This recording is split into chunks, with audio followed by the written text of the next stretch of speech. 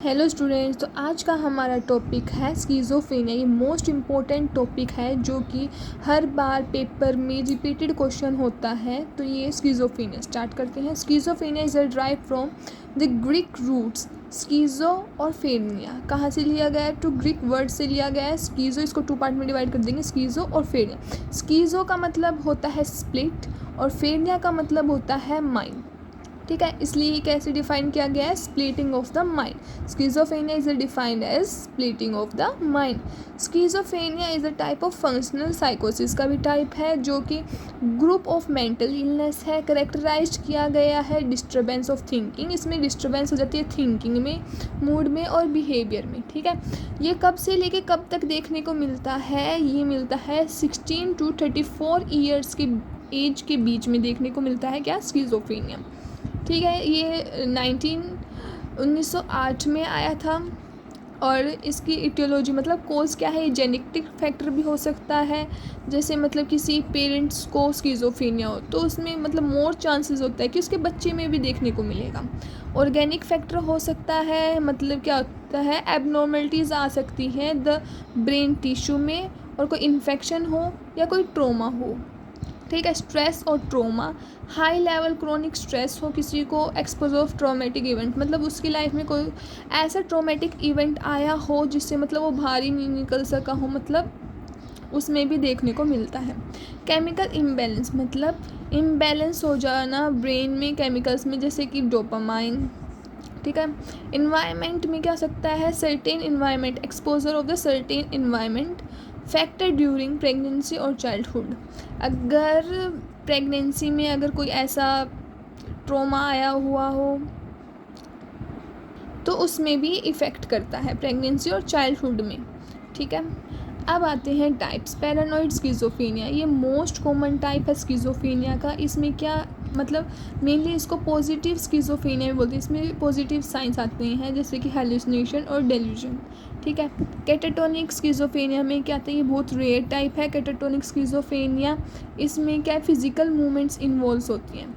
इसमें 2 फेजेस में डिवाइड किया है, जैसे कि स्टूपर और एक्साइटमेंट। ठीक है, कैटाटोनिक स्टूपर, पेशेंट इसमें मूव नहीं करता, स्पीक नहीं करता, जो भी एक्सटर्नल स्टिमुलाई है उस पर रिएक्ट नहीं करता, एक ही पोजीशन में रिजिड पोस्चर में रहता है। ठीक है, कैटाटोनिक एक्साइटमेंट मतलब कैरेक्टराइज्ड बाय अनऑर्गेनाइज मूवमेंट करेगा, एग्रेसिव मोटर एक्टिविटीज़ करेगा। ठीक है, और एक्यूट स्किज़ोफ्रेनिया में क्या होता है? इसमें पेशेंट ड्रीम मतलब जो अनकॉन्शियस रहता है, जो सपने में रहता है। ठीक है, ड्रीम लाइक स्टेट में रहता है, क्लाउडिंग ऑफ कॉन्शियसनेस। ठीक है, लेट स्किज़ोफ्रेनिया मतलब स्किज़ोफ्रेनिया के जो फर्स्ट टाइम सिम्टम्स आते हैं वो 40 ईयर के आसपास आते हैं, तो उसको बोलते हैं लेट स्किज़ोफ्रेनिया। अब आता है रेजिडुअल स्किज़ोफ्रेनिया।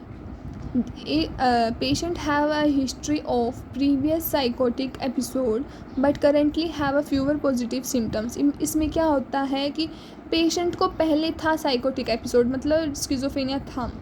ठीक है, फिर वो ठीक हो गया पर अभी भी उसके कुछ फ्यूवर पॉजिटिव सिम्टम्स है ना, वो रह गए हैं, तो वो क्या होता है? Residual schizophrenia. ठीक है, disorganise schizophrenia, patient have a disorganise speech and behaviour along with inappropriate emotional response.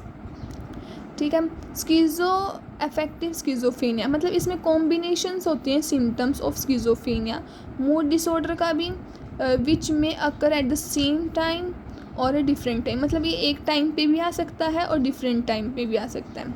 ठीक है, किसके सिम्टम्स? स्किज़ोफ्रेनिया के और मूड डिसऑर्डर के जो सिम्टम्स हैं वो एट द सेम टाइम भी आ सकते हैं और डिफरेंट टाइम भी आ सकते हैं।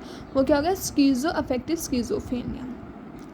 ठीक है, pseudo neurotic schizophrenia with a persisting symptoms of neurotic illness, जैसे कि एंजाइटी स्टेट, फोबिक रिएक्शन और ओसीडी। अब साइन एंड सिम्टम्स पढ़ेंगे ब्यूलर 4A के अकॉर्डिंग, जो नेगेटिव सिम्टम्स हैं वो पढ़ेंगे। ठीक है, एम्बीवैलेंस में क्या होता है? 2 अपोजिट फीलिंग्स होती है, किसके? टुवर्ड सम पर्सन के भी हो सकती है, वो ऑब्जेक्ट की भी हो सकती है। मतलब फॉर एग्ज़ाम्पल किसी बच्चे को अपने दोस्त के साथ मूवी देखने के लिए जाना है, पर उसको ये भी हो गया कि अगर मैं पढ़ूंगा नहीं तो मैं फ़ेल हो जाऊंगा, पर उसे मूवी भी देखनी है। मतलब टू अपोजिट फीलिंग्स होगी सेम पर्सन की या ऑब्जेक्ट की, ठीक है। ऑटिज़म में क्या होगा, patient has a difficulty in communication, social interaction and so a repetitive behaviour. उसको मतलब वो सोशल विड्रॉल हो जाएगा, उसको कम्युनिकेशन में दिक्कत होगी, सोशल इंटरेक्शन करने में, और रिपीटेटिव जो बिहेवियर है वो शो करेगा। इफेक्ट डिस्टर्बेंस में क्या होगा, the mood off the patient is inappropriate, flat और ब्लंट। जो अफेक्ट डिस्टर्बेंस में क्या होगा, जो मूड होगा पेशेंट का वो इनअप्रोप्रिएट होगा, मतलब ना वो ज़्यादा खुश होगा दिखाई देगा, ना वो सैड होगा, मतलब फ्लैट और ब्लंट मूड रहेगा उसका। अब फोर्थ वन है एसोसिएशन डिस्टर्बेंस। इसमें जो पेशेंट है वो इलॉजिकल थिंकिंग करता है, ठीक है। अब आ जाता है पॉजिटिव और cognitive sign and symptom.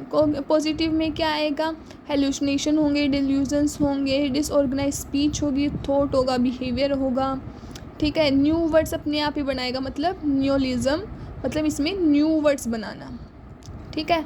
Heightened sensory perception होगा, मतलब अगर किस मतलब नॉर्मल भी कोई बंदा बोल रहा है तो उसको बहुत ज़्यादा लाउड सुनाई देगा, मतलब जो सेंसरी परसेप्शन है ना वो हाई हो जाएंगे उसके, ठीक है। कोग्निटिव में क्या होगा, प्रॉब्लम विद मेमोरी हो जाएगी, पुअर कंसंट्रेशन होगा और अटेंशन, मतलब सब कुछ ये पुअर हो जाएगा, कंसंट्रेट नहीं कर पाएगा, अटेंशन नहीं दे पाएगा किसी को, और मेमोरी पुअर हो जाएगी।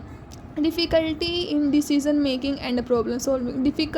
डिफ़िकल्टी आएगी उसे प्रॉब्लम सॉल्व में या डिसीज़न लेने में। इम्पेयर्ड एग्जीक्यूटिव फंक्शनिंग, ठीक है, इम्पेयर्ड हो जाएगी फंक्शनिंग। और मैनेजमेंट में क्या आएगा कि मैनेजमेंट में हम हॉस्पिटलाइजेशन करवाएंगे, फार्माकोथेरेपी करवाएंगे, साइकोथेरेपी और ईसीटी, ठीक है। हॉस्पिटलाइजेशन में क्या करवाएंगे, necessary to ensure safety, proper nutrition देंगे, adequate sleep and hygiene provide करवाएंगे। फार्माकोथेरेपी में एंटीसाइकोटिक ड्रग्स देंगे, हेलोपेरिडोल,